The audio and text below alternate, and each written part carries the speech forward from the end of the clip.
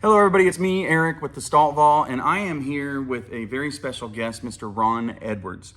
Ron Edwards is running for California State Assembly District number 60 against Dr. Corey Jackson. And let me tell you a little bit about Ron before we get started. I have to read this because it's a little extensive. Ron is campaigning to be your next California State Assembly District number 60 representative. Ron is a man of God first and foremost, a Christian. More than a Democrat or Republican, he is a Christian. He is a member of the Crossword Christian Church and an active and productive citizen in Riverside County. Ron is a small business owner, husband, and father. Ron and his wife have been married for 39 years, deviance in today's society, right? And are proud to be raising their son to be a good neighbor, a good citizen, and a proud American. Ron has spent over 47 years in leadership. He's amassed his leadership skills through years of service in the United States Armed Forces, church leadership, community youth service, and small business ownership. Ron has been actively involved in community service for decades. He has been a community volunteer and leader in the city of Moreno Valley for many years. Ron Edwards is ready to work for you. Ron is passionate about ensuring our Riverside County teachers pre-K through high school have the resources that they need to improve student standardized test scores. Ron is also passionate about parents and their children having the freedom of choice in education. Ron knows the citizens of Riverside County and wants to see a fundamental change in the direction California is heading. That's very important that we're going to discuss that today. Ron looks forward to working alongside Riverside County residents to course correct and solve these issues that Californians are running away from by moving to other states in the Union. Riverside County needs to course correct before we become like San Francisco and other places.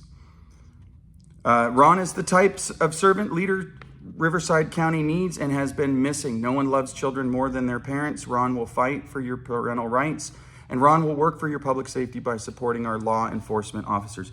Ron, there's a couple of things in here that I really like. You mentioned service-based leadership. Mm-hmm. And in the last 3 years, for me, 3 years, there's a lot going on in the country.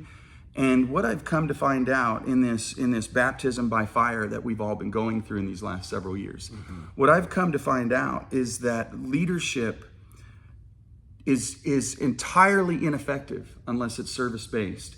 So before we get into your politics and what you want to see happen, I want you to talk a little bit about leadership and why you say service-based, because that's important. Well, to me, Eric, I want to thank you for having me on your podcast. It is a pleasure to get out here on the campaign trail. This is my first stop in the public eye with the video and this type of medium. So I want to thank you really for having me on today. When it comes to servant leadership, Eric, I've been in leadership, like I said, for 47 years. Mm-hmm. I'm 65 years old. I had no plans to really be here where I am today, campaigning. I've done all of my service in church. So when I mention service leadership, it's leadership and government in church. And that is characterized by Jesus tying that towel around his waist, getting on his knees, washing other men's feet. And that's servant leadership, taking care of others versus taking care of yourself, being concerned about your neighbor's needs, like the Good Samaritan. And it's all sorts of examples throughout the Word of God that teaches men how to be servants. Mothers are servants to their children. Husbands are servants to their families. So we see servant leadership all throughout society. It's really what America was built upon, is servant leadership. Mm-hmm. In this country today, we've gotten away from servant leadership. I appreciate that. Okay. You obviously make no bones about your Christian faith. Yes. We opened right into it. I've talked to you before, and you're very open about that.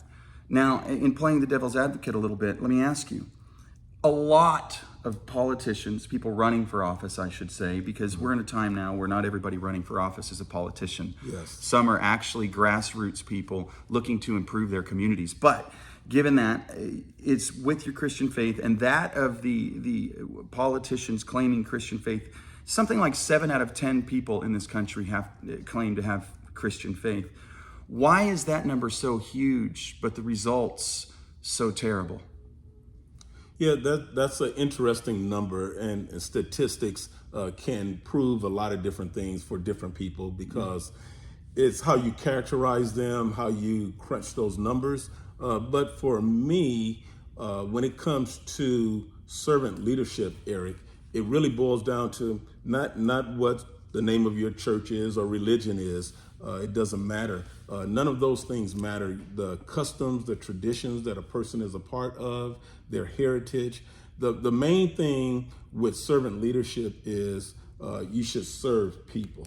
That's it. No matter what the name is on a building, no matter what you call yourselves, how you identify, servant leadership should be the basis or the foundation of what you do. Serving others. And those are simple words. Serving others, whether you're a Christian, a Buddhist, whatever, Mormon, Lutheran, whatever, it's servant leadership, serving. That's why I gave the example of a mother. A mother serves her family. She serves her children. Everyone knows what service is.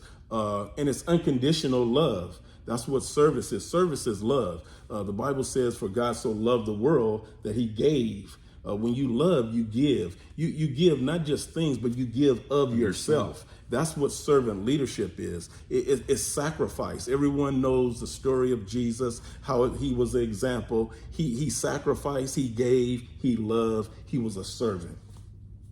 Okay. I appreciate that. Now, I wanted to touch on those things, because we want to know who you are. Yes. If you're going to run and you're going to represent, us in this community, we want to know who you are and what you're about. So Why don't I, instead of getting right into the politics, why don't I give you time to tell a little bit more about yourself, your family, what has motivated you other than the bullet points on this? What has motivated you to do this? You and I were talking, and you're in a position where you could be cruising along. You could be taking life pretty easy right now.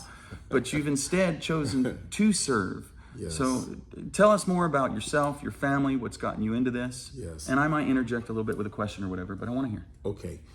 Eric, like you said, we've talked about this before. My motivation for being here today is something that comes from deep within inside of me.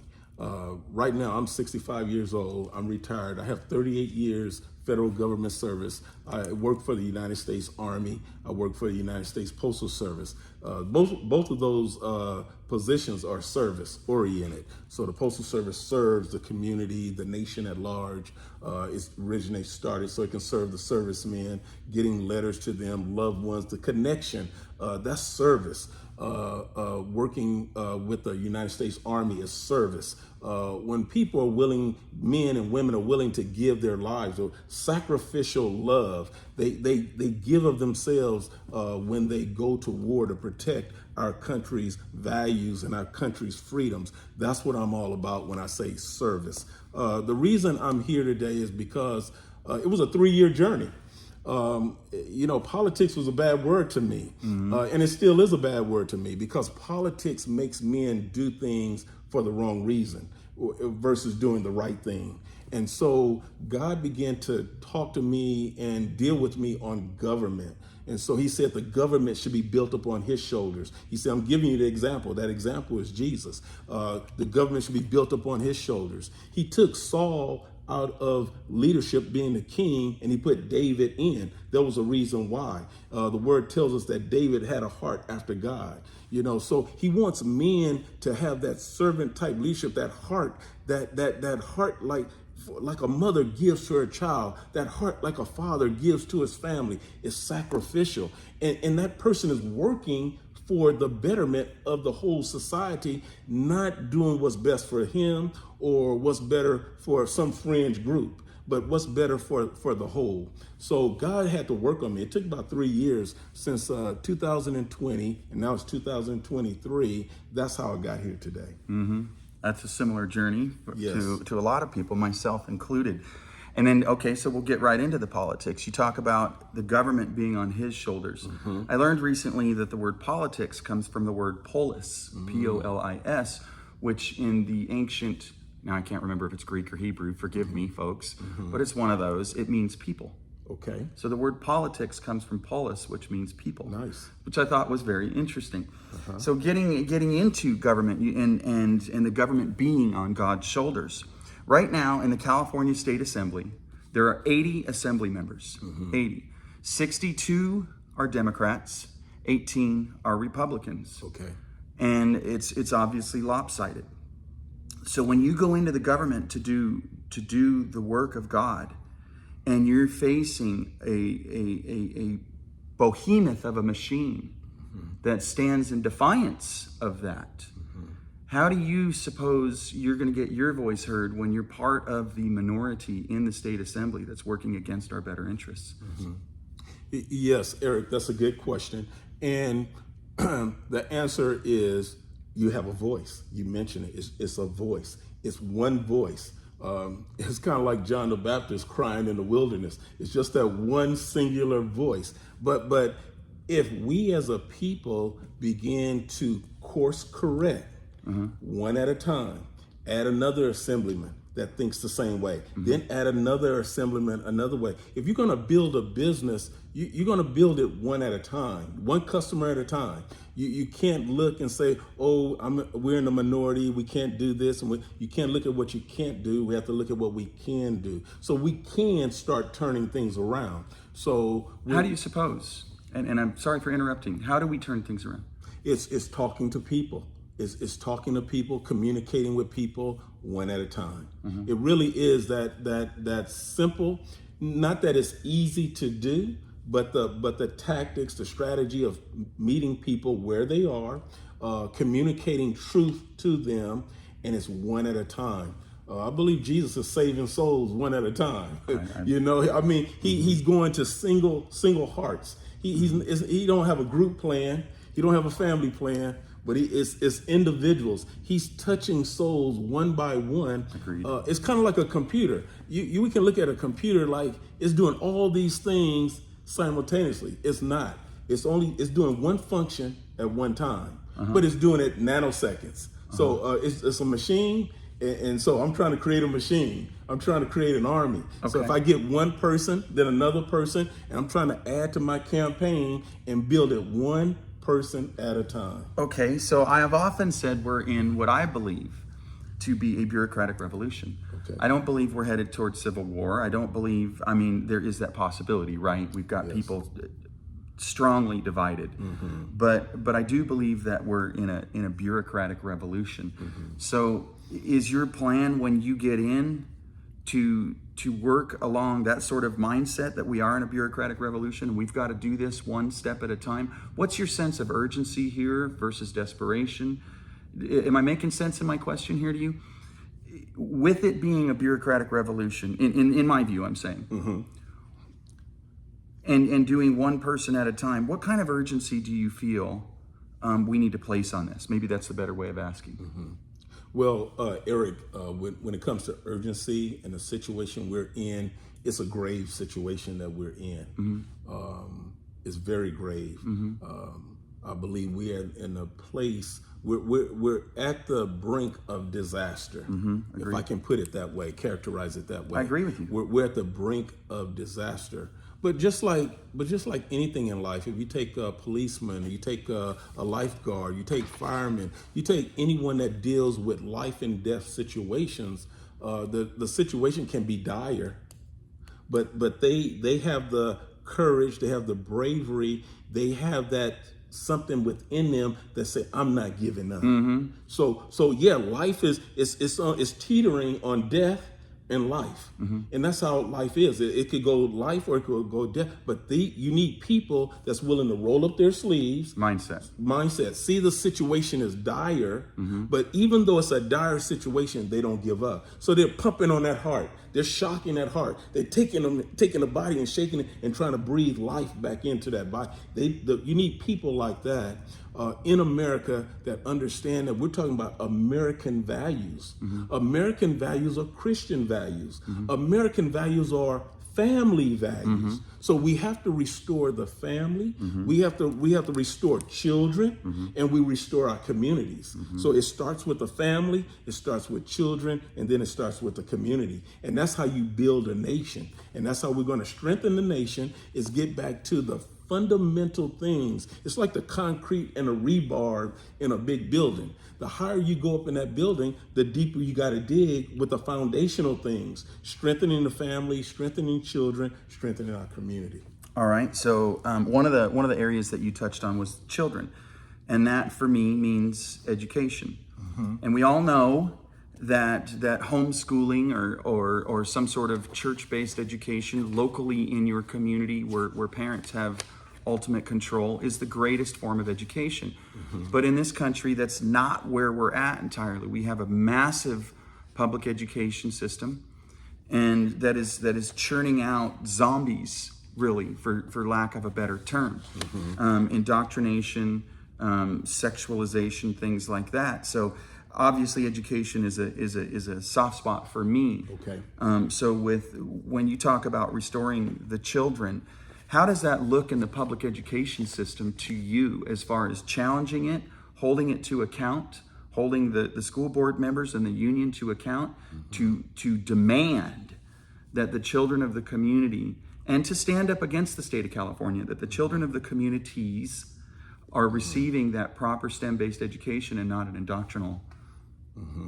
Exactly. That's a good question. That's a good concern. And Eric, all of us as citizens of our communities should have those same concerns. Those are valid concerns. It really starts with children. If we're going to keep this American values going, if we're going to keep our Christian values going, if we're going to keep our family values going and have good, strong communities, we're going to have good education. Right. It starts with public education. Now, I'll give you an example to answer your question in my own life, because the proof of the pudding is in the tasting. If you want to know if something tastes good, then take a sample of it. Like the Word of God says, that taste and see how good He is. Okay, He's sweeter than honey, more sweeter than honeycomb. So in my life, when it comes to public education, me and my wife have raised our son, and we're not rich, we don't have a lot of wealth, and we raised him because we have good values. And so he's learned how to study, he learned how to do his homework, he learned how to do his classwork. He learned how to do his projects, and then we've taught him to do extra work. Now that's what you do. That's public education. Those things should be taught. Teach them to work. Teach them to do homework. Teach them to do classwork. Teach them to do their projects, and teach them to do extra work. Don't be lazy. Work. Develop a good work ethic. Exactly. It's work. It is. School is work. It's just like I go to my job is work. So school for the children is their work.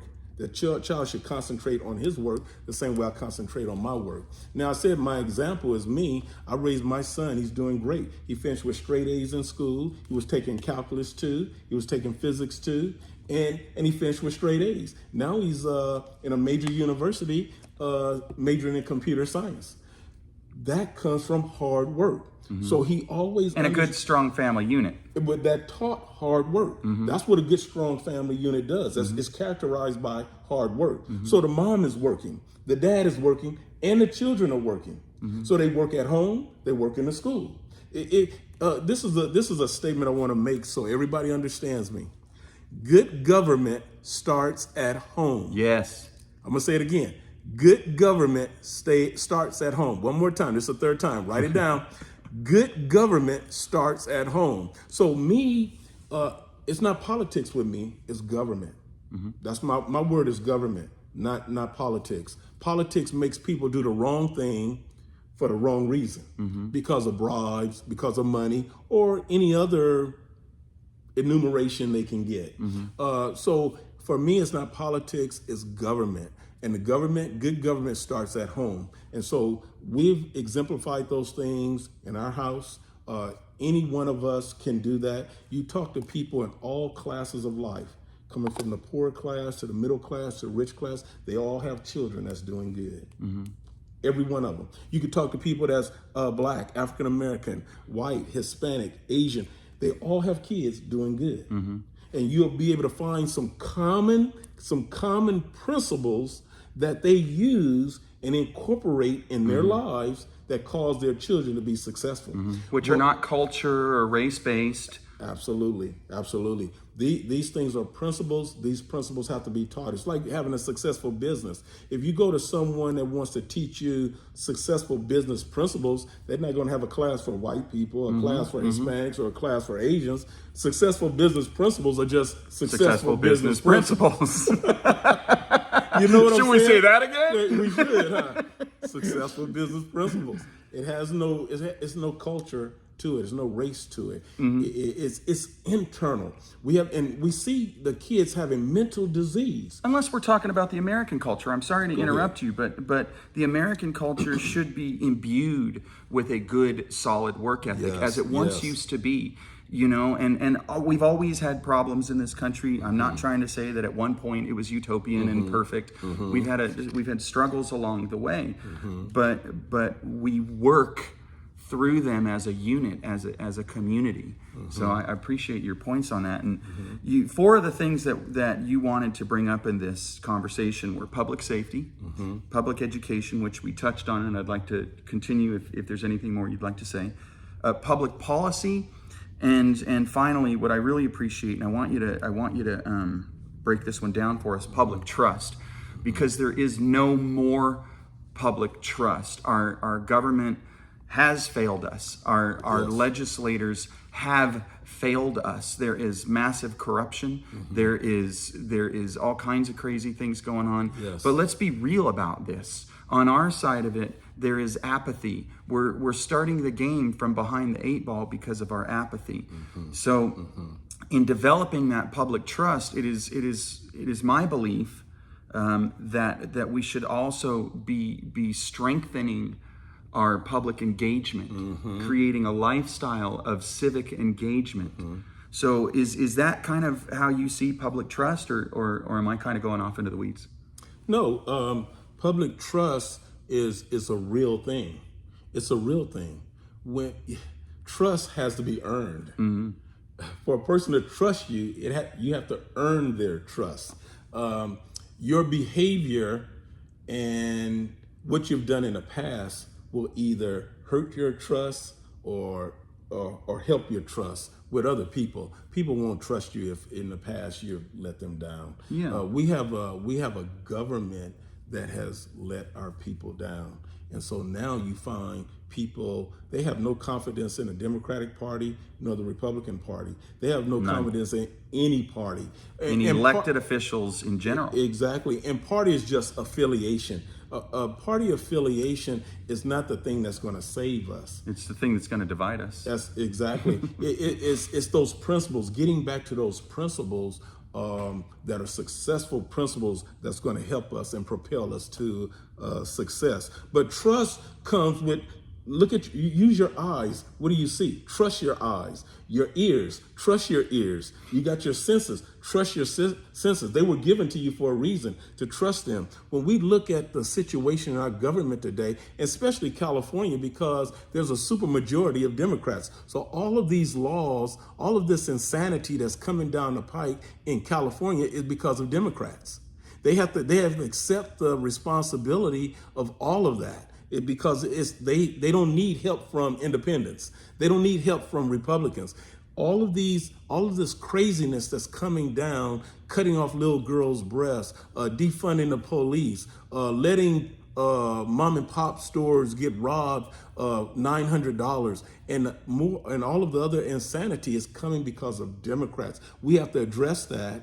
And insanity is keep repeating the same thing over and over, expecting a different results. So if we keep voting for Democrats, we're going to keep getting the same thing. That's insanity. What we have in California is insanity. We know it's insanity because we can see the results. I know too many people, white families, black families, Hispanic families, good people with children, they're moving out of California. That's reality. And that's insanity. And they're moving for all of these reasons we're talking about. Crime, murder, drug addiction, poverty, homelessness. They're turning California into a hellhole, and they're turning into a welfare state. Those things are obvious for everyone to see.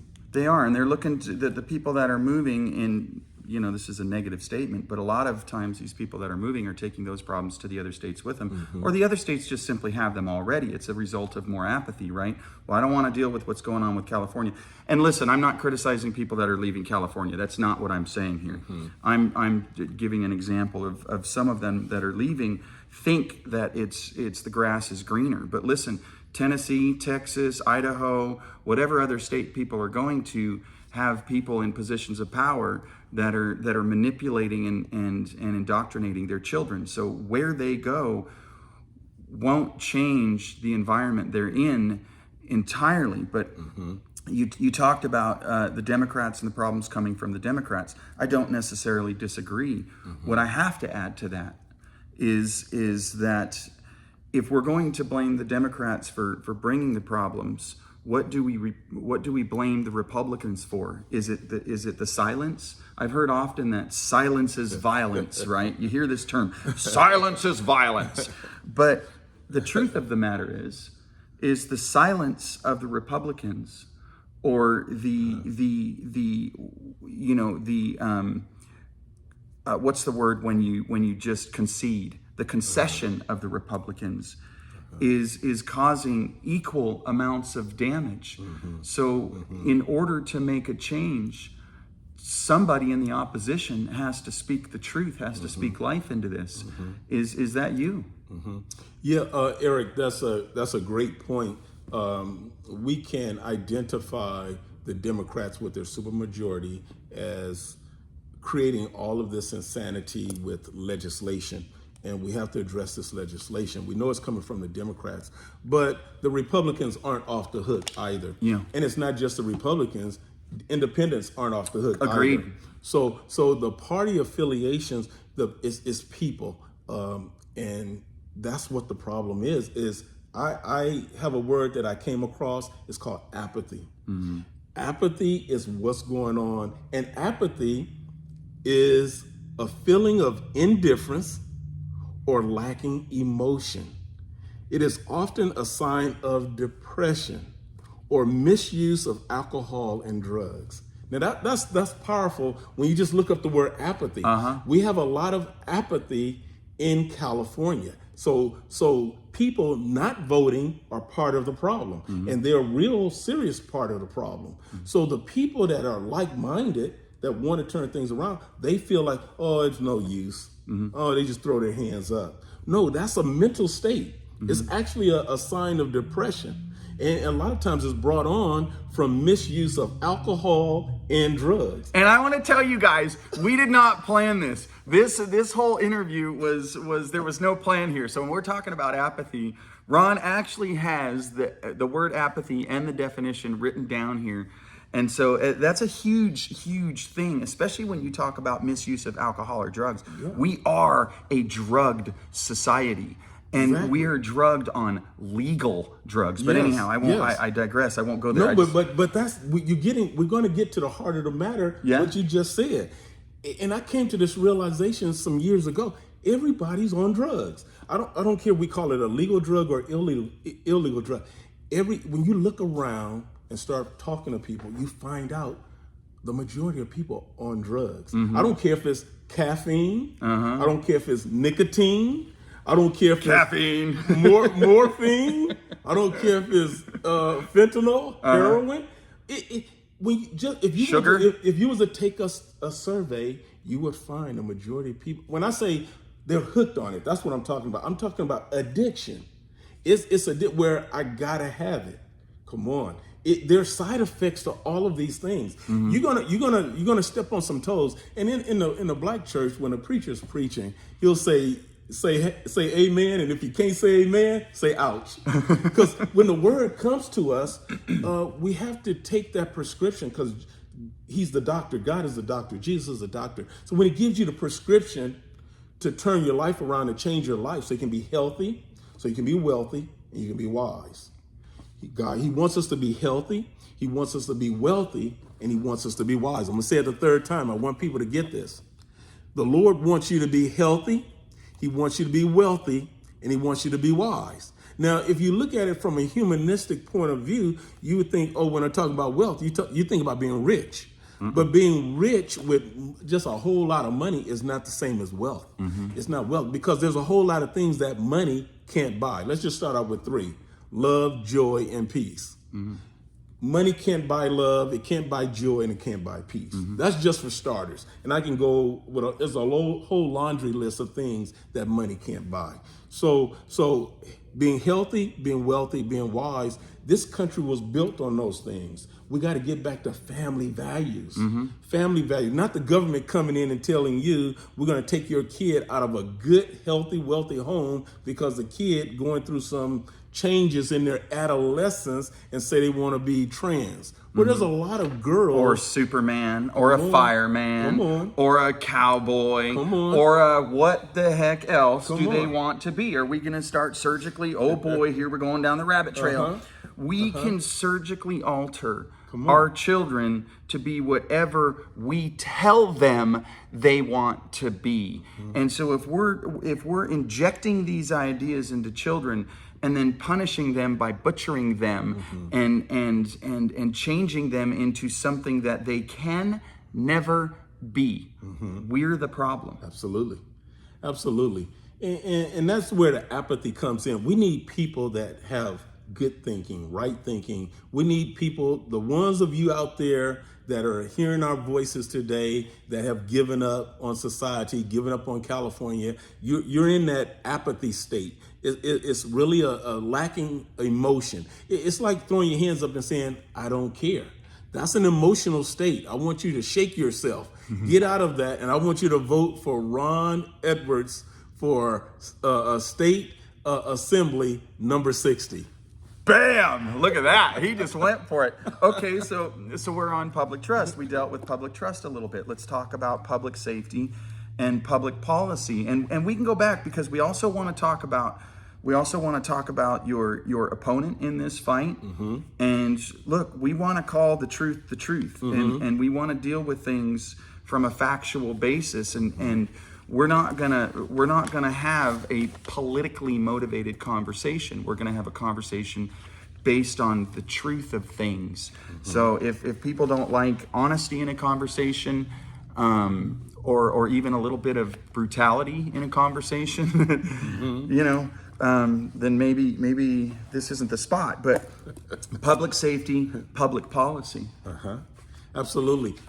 It is very important that we elect lawmakers, people that's going to have common sense in laws. Common sense. Think about it. In your family, in your home, you have rules, you have laws. Yes, you do. Your children can't just do anything they want to do. And there's consequences for violating those rules and those laws. Good parents have rules and laws. Once again, I must make the statement, good government starts where? At home. Good government starts at home. So always remember that. So we need people that'll make good laws, not defunding the police. The police need all the tools they can muster up at their disposal to stop crime, to solve crimes. When we talk about crimes, we're talking about murder, rapes, assaults. All of these things are up. Theft. It is not a civil society to allow children to be harmed. It is not a civil society to let our women be raped, assaulted, abused, kidnapped. Replaced by men. Come on. All of these things are not a civil society. And I know we are a civil society. Yes, the large part of us are civil. So those of us that are civil are going to have to get rid of our apathy and get involved in this election in 2024. Have you ever heard of the Golden Triangle? No. Virtue, freedom, and faith. And I've gotten a chance to spend some time with Dr. Douglas Frank, and he's quite a human. He is quite a human, and he's very, very intelligent, and I just enjoy listening to him. But he has this thing, and if I'm doing it wrong, correct me. But it's virtue. It's the Golden Triangle: virtue, freedom, and faith. Virtue requires faith. Freedom requires virtue. Freedom provides you with the faith. So it's a triangle. So you have faith, you have virtue. Only a virtuous people, it says, can be free. That was one of our founding fathers' statements, is only a virtuous Absolutely. people can be free. Absolutely. So Absolutely. with that, and that might have been a strange lead-in, but you're talking about laws and following laws. What about unfair laws? Laws that are diametrically opposed to the strength of the family.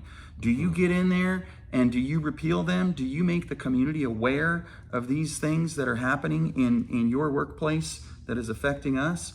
And do you repeal these laws, or do you make new laws to obfuscate, if that's the correct word, the old laws? That's interesting. And remember, Eric, I'm a first-time candidate, Yes. so I have some inexperience in this thing. But to start something different, to do something new, is going to take new blood, a different type of person, a different character of a person. What I will say is that principles don't change. Principles don't change. You know, methods do, but principles don't change. So we need to elect people with principles, because when they have principles, no matter what issue they're working on, good laws are going to come as a result of it. But you have to have principled people. So principled people will do what's right for the community at large. So when it comes to principles, you're unchangeable. Absolute principles don't change. So you got to have people with good principles, good character. That's what character is. Money is not going to solve things. We got to get people with principles, people with character, people that we can what? Trust. That's where public trust comes in. We got people in offices, we can't trust them. Oh. The reason we can't trust them are they're not trustworthy. That's right. They're not trustworthy. They haven't They don't earned have anything. character that is conducive to trusting them. If you lay your money down, they're going to steal it. They'll take it. They're not trustworthy. They're not honorable. We need honorable men and women in government. We need trustworthy men and women in government. We need women and men that we can trust. That's what I mean with public trust, because it's like if you own a business and you give someone the key to your business, you say, manage my business. And then that manager is doing everything on the side to enrich themselves, but to lessen your income, lessen your revenue. So things are looking bad for you, but they're looking up for the manager. So we got people in government right now, they're millionaires.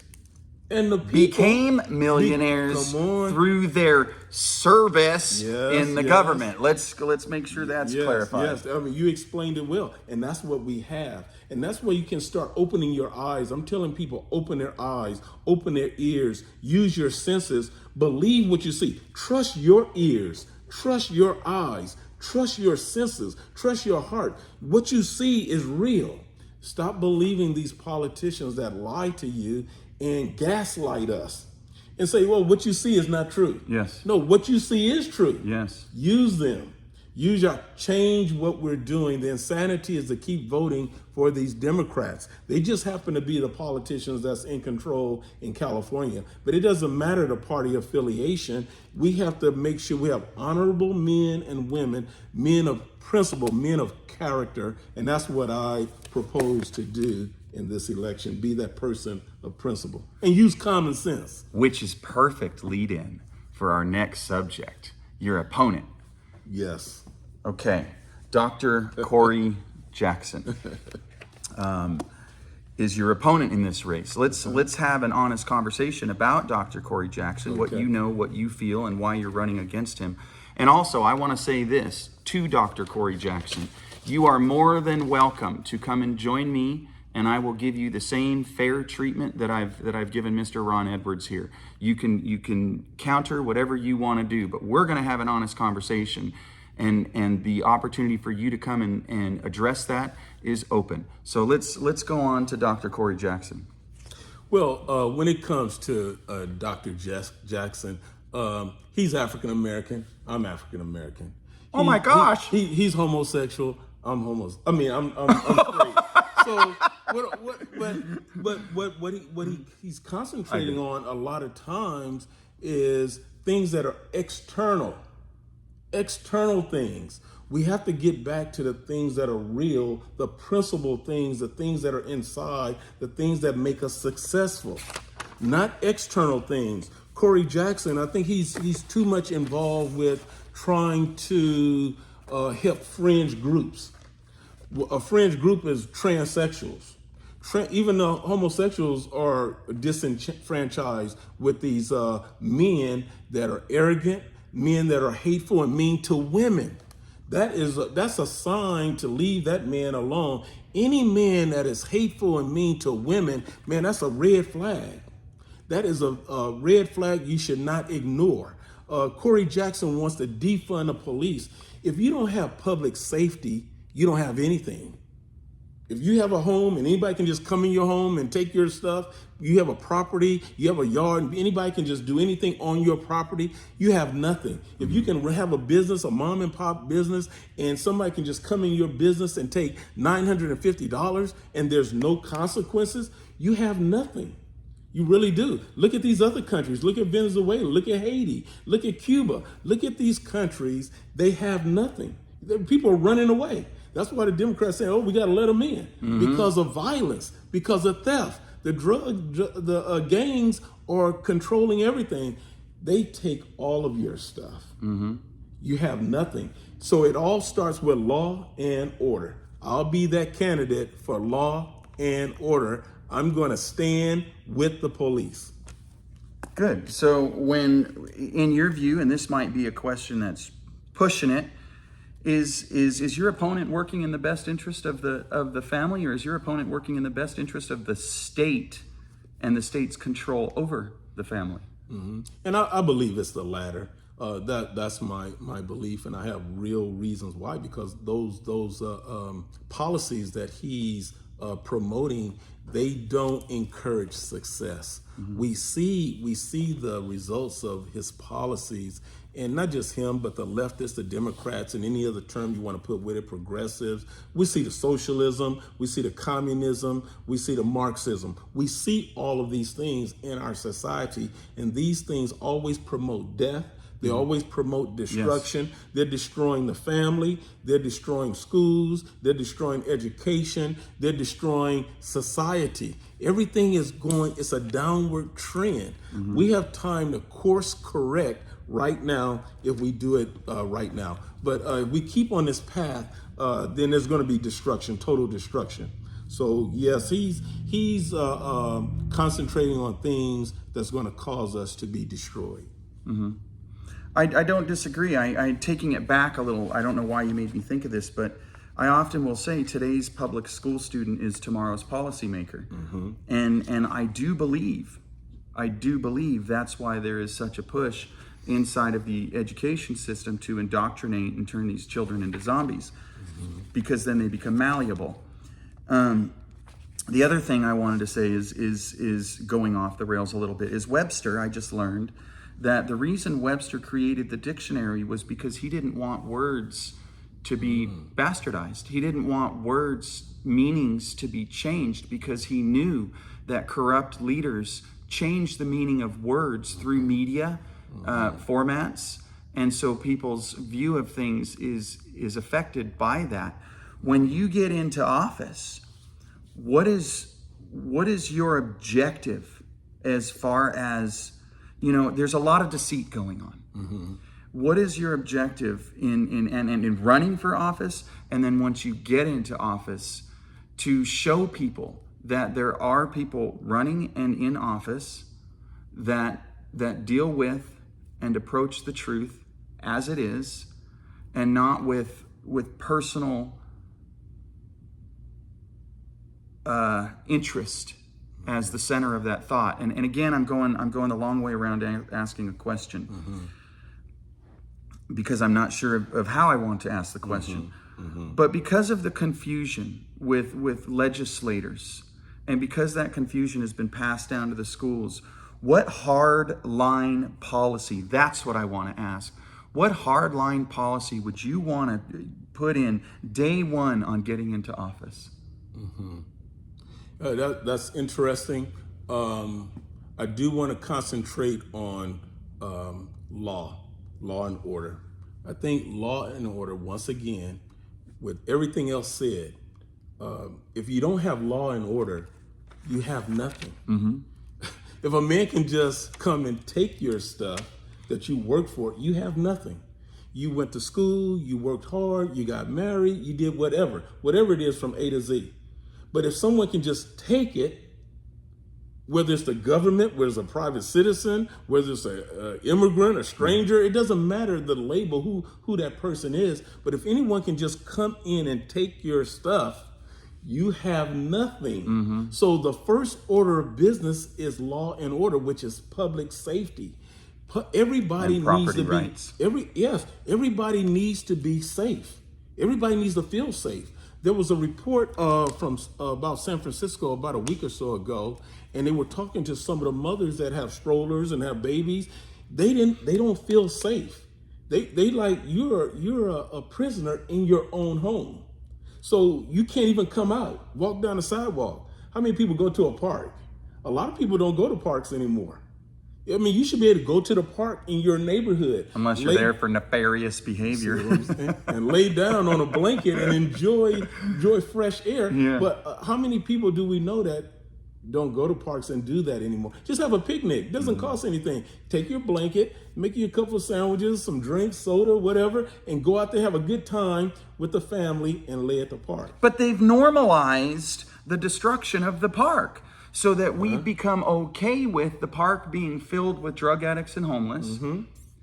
And we concede that to the government, and then we stay trapped in our home. This is the runaway government. And why I asked you, what do you do when you get in? Somebody, Ron, has to shed light on issues like this. That the reason the homeless and the drugs and the parks being inundated with this is what it is going all the way back, poor leadership, but it is also intentional. In my view now. What's your response to that? Well, I think you're absolutely right, Eric. And I'm gonna stay with the topic of public safety. Public safety has to be job number one. The role of the government, this is what Ronald Reagan said. He said this in 1986, said government's only reason for existing is to serve the people. If we are to serve Americans' needs, we must cast politics aside. That's exactly what I'm saying. We must demonstrate that government deserves the public trust. It has to be earned. If you can't keep people safe, that's why we have a military. That's why we have police.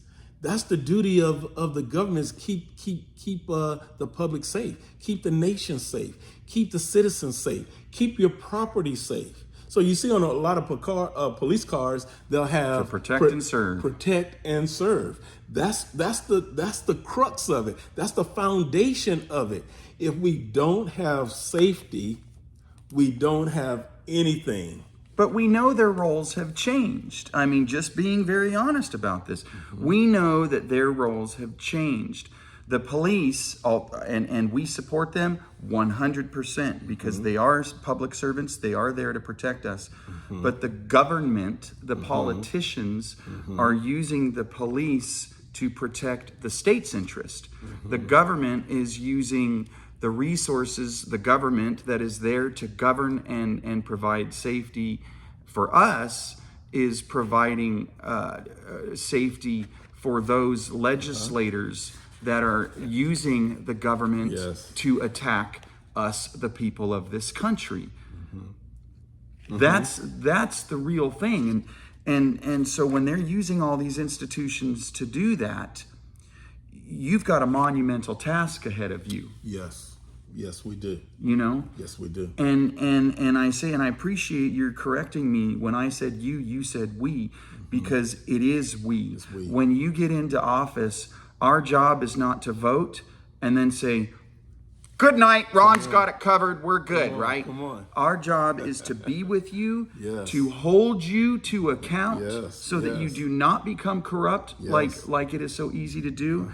Our job is to speak with you, to communicate with you, Yes. and your job is to reciprocate that and to serve in our best interest. So with a state machine that is now managed to turn all that around for their protection. Yes. How do you suppose you, and you said we, so I'm assuming we're a part of this equation. How do you suppose you're going to use the people of this country to get us back on track, course correct, as you say? Yes. Well, it's not going to be easy. I wouldn't tell anyone that the work ahead of us is going to be easy. It's kind of like they say Rome wasn't built in a day. It's that same sort of thing. So we're going to have to roll up our sleeves, and we're going to have to get to work. We didn't get here to this point in America in one day. When you look at the history of what the socialists, the Marxists, the communists have done, they've done this over years. They have a plan too. They have a plan, and their plan of attack, they put that plan into operation, and they worked the plan. They worked the plan. They got into the schools, and what they did is they overtook the best and the brightest. So the kids that were good at math, the kids that were good at science, the kids that were good at English, the kids that were good at economics, and so they're good at what they do. So just being good at what you do doesn't make you wise. So wisdom is different. So that's why I talk about common sense, because people can have a degree and not have common sense. A person can have a degree and not have wisdom. So all of us are looking at home without degrees, looking at these people with degrees, good at economics, good at science, good at math, good at English, good at all these things, and we're like, what is going on? It's crazy.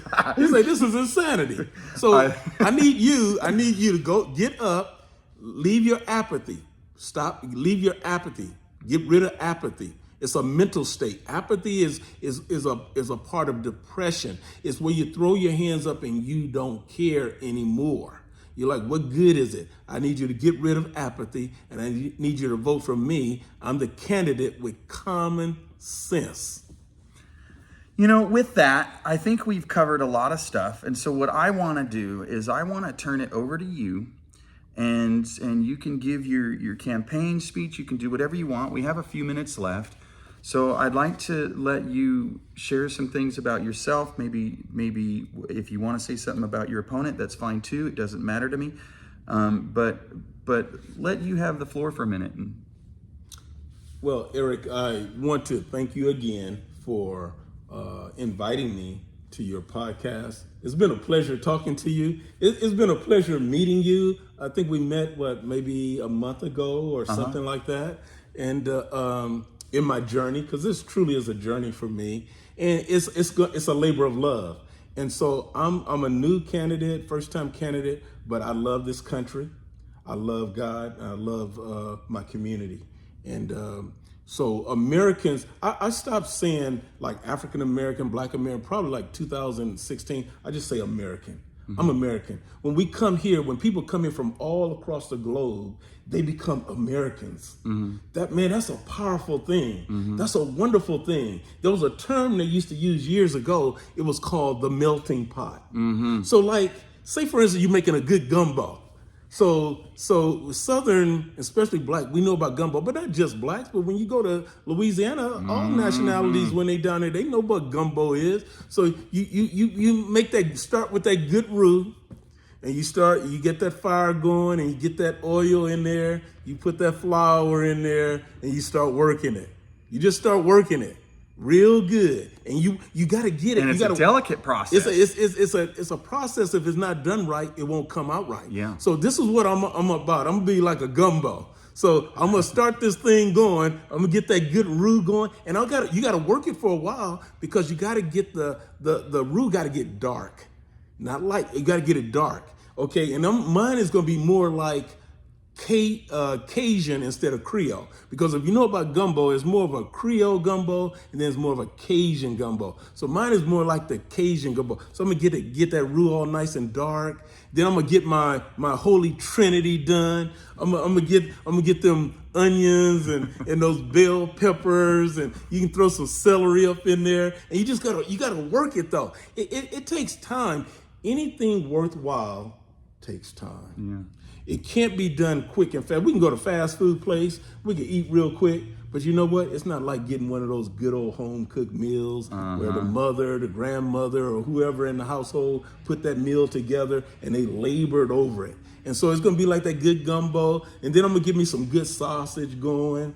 I'm gonna get some chicken up in there. I'm gonna throw some shrimp up in there. There we go. I was waiting for that. I'm gonna throw some shrimp. I'm gonna throw some shrimp in there, and then I'm gonna throw some white, any kind of white fish. I don't care. It could be cod, it could be whiting, whatever white, just a white fish.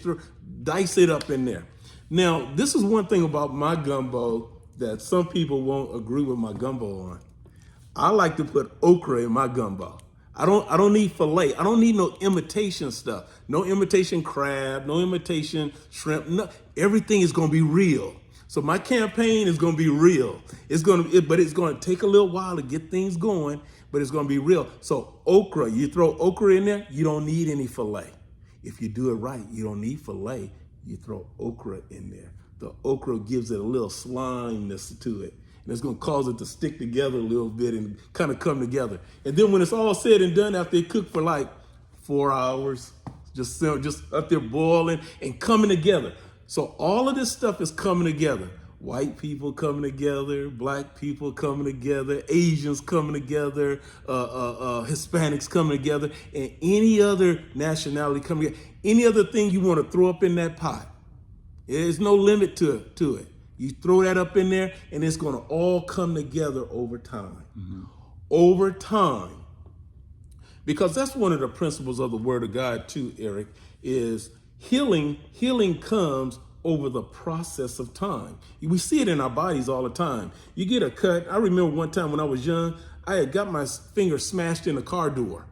And the fingernail was just all dented up. It was bent. But it took years. It took years, and now I can't even tell which fingernail that was all bent up, and because over time my body healed. And that's what happens. Healing comes over time. We can turn this country around over time. We can. Yes. And you guys all heard it right here. Ron invited me over for some good gumbo. I don't know if you heard it. I heard it. So we know that's coming. But It's coming. Maybe we'll be on this show with a pot of gumbo and some cornbread. That works for me. You can't have gumbo without cornbread. Totally works for me. I'm there. We will do a show with gumbo and cornbread. Absolutely. You know, you said something that's important, and you know, race is a buzzword, buzz term, whatever. But you said something super important, and that we are a melting pot. Yes. And I said earlier in this conversation that as a country we've made mistakes. Yes. But we've made every effort as a people, as a diverse people, to rise above those mistakes. And now we're being oppressed by a government that's managed to draw out those differences in us. And they could be as simple as my eyes are blue and your eyes are brown. That's as simple as this problem is. And if we would realize, please realize that whatever you're looking at here on this screen is exactly the same. Two humans that care, two humans that want to see America rise above the ashes and accomplish something great. And with gentlemen like Ron, I believe, this is not an endorsement, I'm a podcast guy, but with gentlemen like Ron in office and serving the people to that capacity, what we were just talking about, this is the salvation of this country. So I want to thank you for coming and joining me. Absolutely. I want to thank you for, I hope that the questions were good enough for you guys to get the answers that you want. But please get in touch with Ron. Give your contact information. Okay. My website is Ronald Edwards for assembly.com. And we'll put these up on the screen too. Okay, that's good. And instead of putting .com, put Ronald Edwards for Assembly 2024. Okay. We'll put all that up. We'll put all these links on the screen. And then you guys will get to look more into Ron. Vote responsibly. But more importantly, vote. Vote. Do your homework. Pick the candidates that are going to serve your community. and not the state. Serve your family and not the state. And get out of the apathetic mindset, because we're all there. We're all there. This, so Ron, thank you again. Thank you for joining me. Welcome. I appreciate you. Welcome. And we will do this again. But for now, everybody, thank you for joining us. This is Eric with the Stalt Vault. Appreciate you taking the time to listen. Have a good day. Right.